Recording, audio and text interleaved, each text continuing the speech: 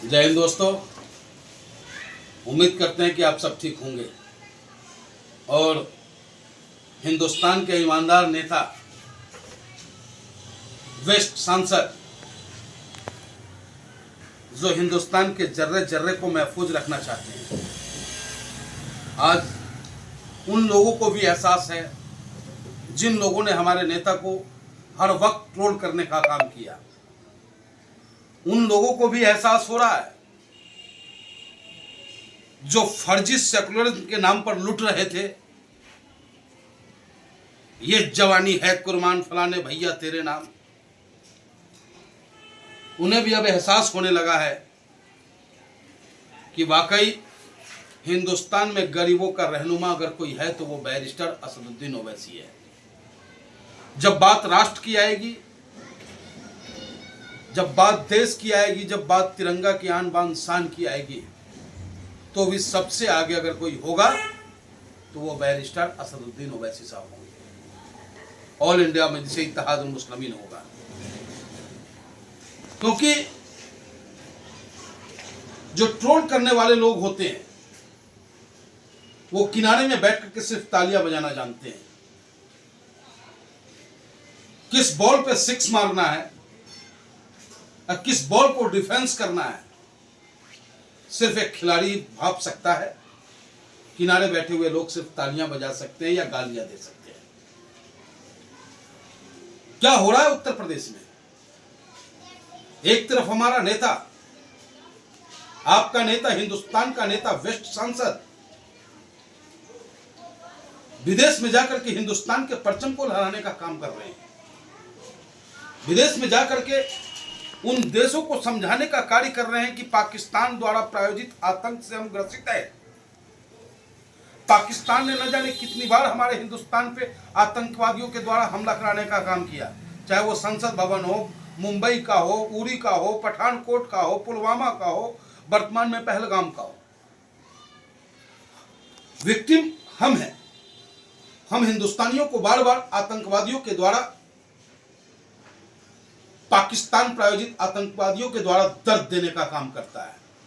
लेकिन अब वो हिंदुस्तान नहीं रहा जो सिर्फ वार्ता किया करता था। आज का हिंदुस्तान घर में घुस के ठोकता है। ये बताने हमारे नेता बैरिस्टर असदुद्दीन ओवैसी साहब आज विदेश दौरा पर हैं। कतर में, बहरीन में, दुबई में, शिकागो में, सभी जगह जाकर के हिंदुस्तान की बातें प्रमुखता से रखने का कार्य कर रहे हैं। लेकिन बड़ा अफसोस होता है जब अपने ही देश में अपने ही लोगों के साथ चंद नफरती लोग जब लिंचिंग करते हैं, धर्म और जाति के नाम पर उनको मारने पीटने का कार्य करते हैं, तो हम भी दुखी होते हैं, मेरा नेता भी दुखी होता है और भारत माता भी रोती है। क्योंकि देश की खूबसूरती, देश की मजबूती हिंदू और मुसलमान है। अगर आज हम परमाणु शक्ति संपन्न हैं तो वो भी मुसलमान की देन है, अब्दुल कलाम साहब की देन है। हमारा नेता बैरिस्टर असदुद्दीन ओवैसी साहब कहते हैं कि हर हिंदू स्वामी विवेकानंद बने, न कि नाथूराम गॉडसे बने, और हर मुसलमान अब्दुल कलाम बने। इस सोच के साथ ऑल इंडिया में जिसे इत्तेहाद मुस्लिमीन राजनीति करता है।